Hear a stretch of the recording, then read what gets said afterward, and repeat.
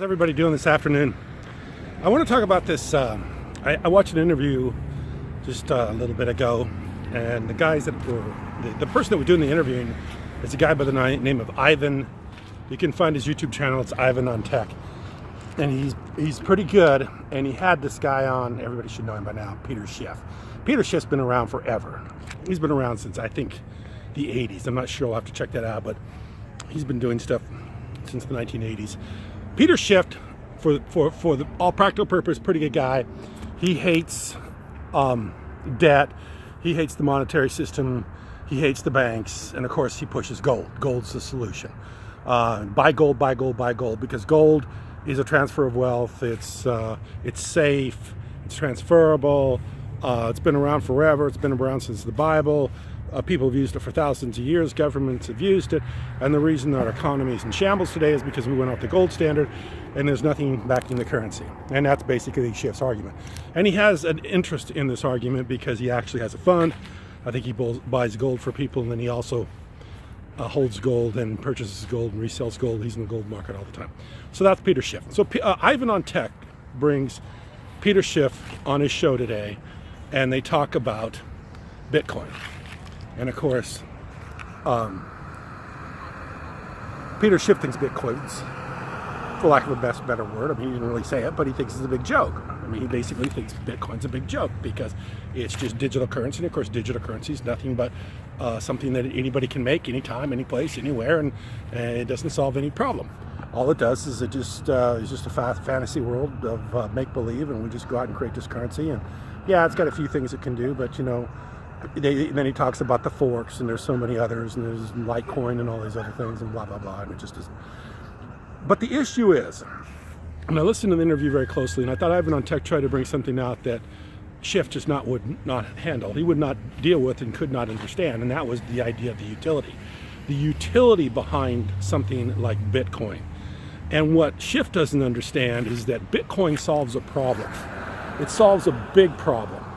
And you got to look at this as a problem. You can't look at it as one's a currency and one's a not. And is Bitcoin currency? Does it compete with the dollar? Does it compete with gold? Does it compete with other currencies in the world? All this other stuff. You can't look at it that way because it doesn't. It's not a currency. It's not gold. You can't put it in a pigeonhole. You can't say, well, the U.S. dollar is failing, so now we got to use Bitcoin. Or, you know, it's hard to get money in countries with currencies that are inflated and, you know, no infrastructure, so we got to use Bitcoin. You know, that's not the way to look at Bitcoin. Bitcoin solves a problem. And really what Schiff is talking about is gold solving a problem. Gold's been trying to solve a problem for thousands of years and it hasn't been able to do it yet. So I don't know, when this country went off the gold standard, and I don't know anybody that's on the gold standard. And the reason that they're off the gold standard is because gold doesn't work. Gold does not work for the purposes that we need it to work for today. Gold does not work. Gold is not transferable. Gold, there's no way to really transfer gold over the internet. There's no way to break it down and use it, send it, you know, in a transaction over the internet. There's just no way to do that. I mean, gold doesn't solve the problem. So gold doesn't work. And Peter Schiff keeps arguing that it does work, that it's the way. In fact, he not only argues that it does work, he thinks that we got to go back to it. That somehow we're all going to go to hell in a handbasket if we don't go back to the gold standard. And he couldn't be more wrong. I've been listening to this guy for 30 years. And he couldn't be more wrong. In fact, if anything, if we took up the idea of what Schiff's trying to say, the country would basically implode because there's no way that we could repay all the debt that we owe, and we're not going to repay this debt. And the younger generation better understand this. This is why I call this the crypto generation. You're either going to be enslaved by this system, or you're going to hit the reset button and get out from underneath it. And the only way to get out from underneath it is if you hit the reset button and we start a new way of doing things. Example, the currencies, the cryptocurrencies, the blockchain, and the new economy, the internet 2.0.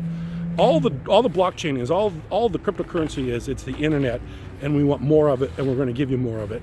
And we're going to give it to you in a way that it works. And that's what the Bitcoin and Ethereum and EOS and all these companies are doing. They're transforming the world and giving us a better world to live in. Unlike the world where we're living today, where you're going to end up working to pay off debt that your generation didn't create or make, and that your generation will never create. The debt was made up so it would never be paid off.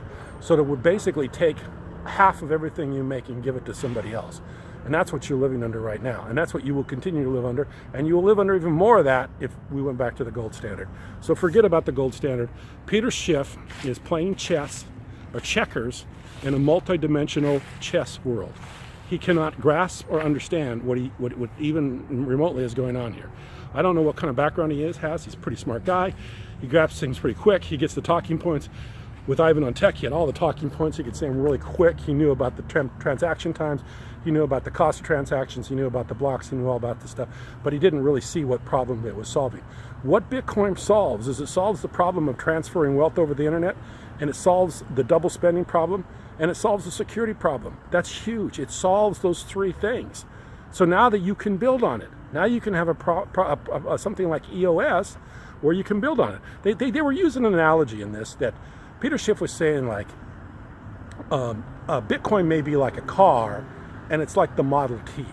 And as time goes, the Model T is going to become obsolete. We're not going to need it anymore. We're going to have better and bigger cars, and nobody's going to want that Model T, maybe for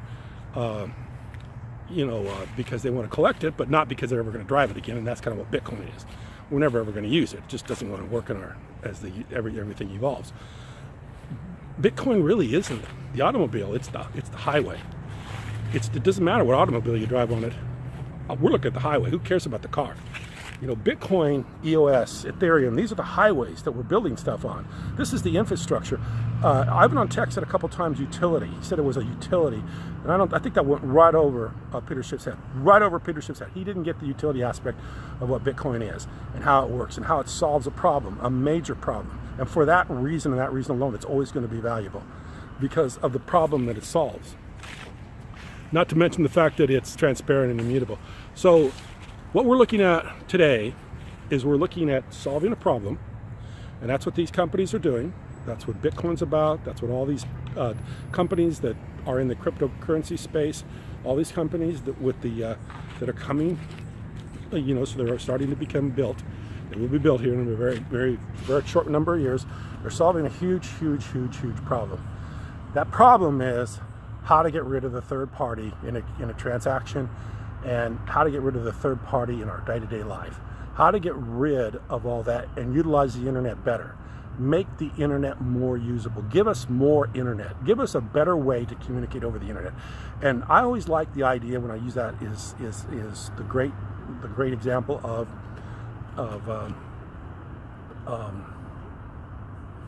Lyft, and also can't even think of the first one, but let's just say Lyft. Okay, just guy of Lyft. You got a person that has a car, you have a person that needs a car, and now you bring the two of them over the internet together over the internet with an application where one person can be there, another person, and they can meet up over the internet, and they can somebody can profit from that. Somebody they can make money from that transaction. So that's solving a problem. That's solving a problem of somebody needing a ride and somebody delivering a ride. That's a great example of how it would work. That's a great example. And God, for the life of me, I can't remember the first company. But anyway, I'll think about it in a second. But Lyft and the other company, everybody knows what I'm talking about. I can't think of it right now. But these are the problems that need to be solved in the future. These are the problems that are going to be solved in the future. And there's no stopping.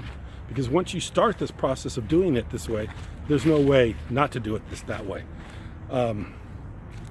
So anyway, it was a good interview. I really enjoyed it. As soon as I saw that, I thought this was a good idea on his part to bring an old dog like Peter Schiff in and let him express his ideas and opinions on it. Because it just shows you where the mindset is right now, how people just are not getting this. They're not understanding it. And how this is, and then Peter Schiff's a smart guy. He's a bright man. And he's just not getting it, he's not understanding it, and he doesn't really want to get it or understand it. He just wants to, because he doesn't want to wrap his mind around what's happening in the world. He doesn't want to relearn something. He doesn't grasp something new or do something new, and that's the problem. And that's the friction with this today, are people in my generation that do not want to wrap their minds around something like this. People that are younger, that see a future of indebtedness and low wages and hard to find jobs and all. They get it. They get it pretty easily because they don't like what they're looking at in the future. Houses that are $1 million, interest rates that are, well, not the interest rates are low. Well, that's another thing I'd like to talk about. You know, the way our economy works today, we got a stock market that's going up, Dow Jones, which is just a few select companies going up.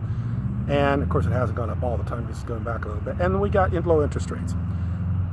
Now that's a really nice thing to get up every day and say, wow, the economy's doing great. We got low interest rates and we have a stock market that's surging. This is what Trump's been talking about.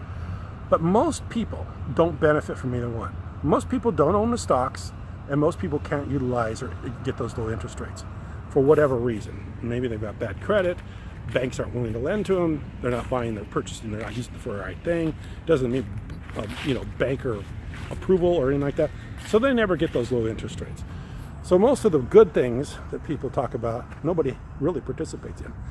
But you can participate in the internet, and you can have an idea that you can bring forth on the internet, and you can build it on a platform like EOS, and you can come up with an idea. You can come up with $1 billion idea, just like Uber. Uber is the one I was thinking about. Sorry, I've been thinking about it for a second.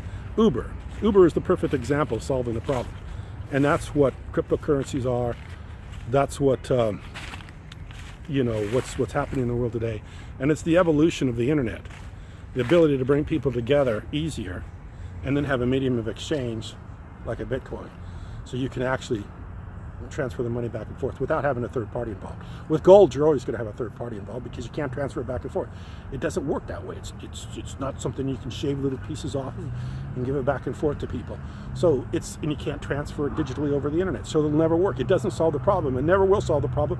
And if I were doing that interview with him, I would have said that. I said, Peter, you're talking about a solution, or you're talking about a problem that can never be solved with gold, and it never has been solved, and it never will be solved. So why do we keep talking about gold as being a solution for economic problems? It's not, and it never will be. And there's no problem. And the other thing too is the ability to pay off this debt. Never ever this country will never pay off this debt, or most countries will not. Most governments are in debt to the World Bank. They will never pay them off. The people have to decide that they're going to quit using those systems. They're going to quit using those third party, and they're going to go ahead and they're going to buy into the cryptocurrency. And once they do that, there's nothing anybody can do. There's nothing the banks can do. There's nothing anybody can do. It's like with Uber. I was at a hotel not too long ago, and I called an Uber to pick me up. And in that city, San Francisco, they happen to have an ordinance against Uber at the San Francisco airport. You can't land in San Francisco. Uber can't pick you up because they have some sort of law against it. So I get an Uber, but the guy messages me and says, "Hey man, I gotta pick you up on the other side of the street, so the taxi cab guys don't see me." So I literally walked across the street, got my Uber, and left. So there are ways of getting around it, and enough people do that. Eventually, the ordinance that they have against Uber will just basically be worthless. It won't work because people just don't want to obey it because they know there's a better way. And that's the way the cryptos are. That's the way the smart contracts are going to be. That's the way peer-to-peer is going to be. People are going to understand and realize there's just a better way, and they're going to go that direction. That's the whole concept of Steve Jobs. That's what Steve Jobs is all about. He was always thinking about the end user, how people would want to, what's going to make it easier for people, what they're going to do. People are always going to naturally gravitate towards the path of least resistance or the path of least friction. And if that is using the blockchain, if that's using a cryptocurrency, that's exactly what they're going to do. They're going to gravitate towards that no matter how many laws are passed, no matter how many people are in trouble for it. It's never ever going to ever work because the people don't want it. So anyway, very fascinating interview. I really liked it. I don't know Evan and Tech. I've been watching his channel from the very beginning. Something I hope, he does a lot of conferences. I think he's someplace in maybe it's someplace Norway or someplace like that. But anyway, he's smart and he's young and he's the kind of people that we need to go out and talk about this stuff. So anyway, I liked the interview. Appreciate it. Thanks for watching.